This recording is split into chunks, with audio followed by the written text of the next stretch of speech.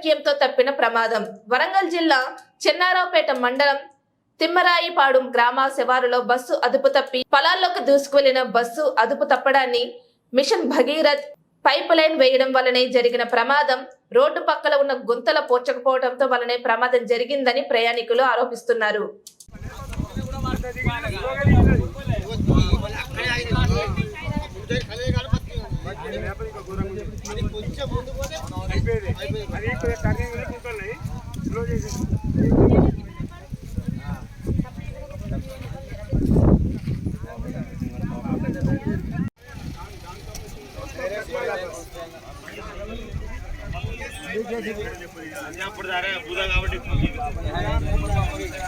నర్సంపేట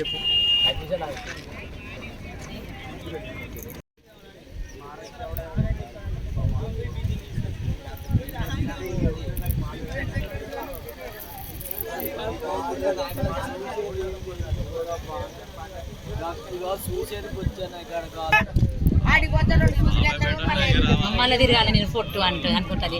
మొదల జాగ్రత్త పడతాను, మొదల జరుగుతాను కానీ తిరుగుడు ఎందుకని.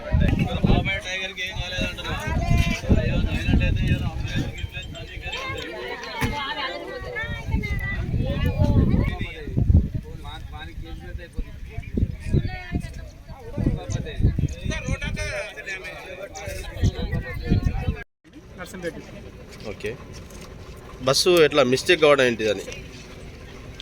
మిస్టేక్ కావడం అంటే ఇక్కడ ఒక కట్టుకోండి సౌండ్ వచ్చింది సార్. అంతలోపు ఇక్కడ రైట్ సైడ్ గుంతున్నది. ఈ గుంతల పడుతూనే ఇంకా ఎగిరేసింది బండి ఎగిరేసి అటు గుంతుకపోయింది. దాంట్లో ఎంతమంది ప్రయాణికులు ఉన్నారు?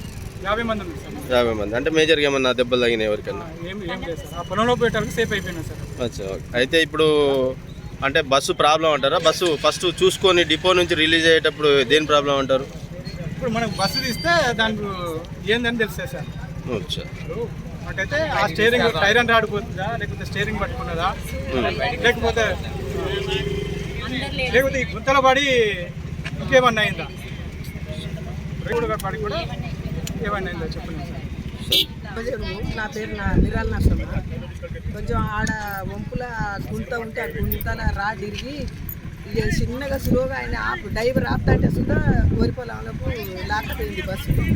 అంటే రోడ్ల ప్రాబ్లం బస్సు అంటే రోడ్ ప్రాబ్లం చేయబట్టే బస్సు కట్టి ఇరిగింది. ఇక బస్సు తెచ్చి ఎగిరినాం.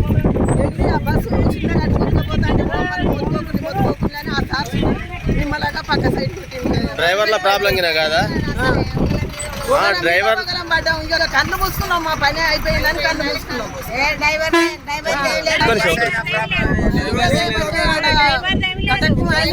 గడ్డి ఇరిగింది. తొందరగా రోడ్ అందరం కన్ను మూసి ఒకటేసారి లేబట్టి కన్ను మూసి సచ్చినాం బతికినాం అనుకున్నాం సార్.